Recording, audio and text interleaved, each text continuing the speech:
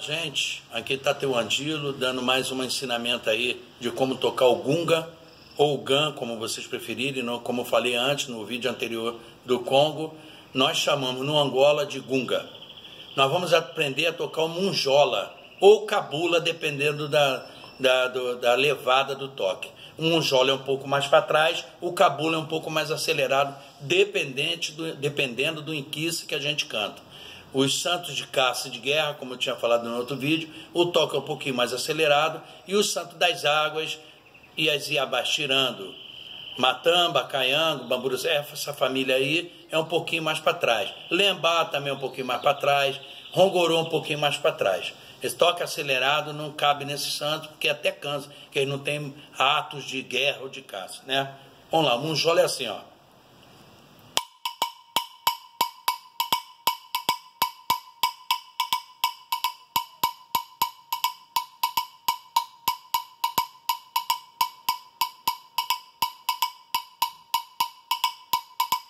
É muito importante também aprender a parada.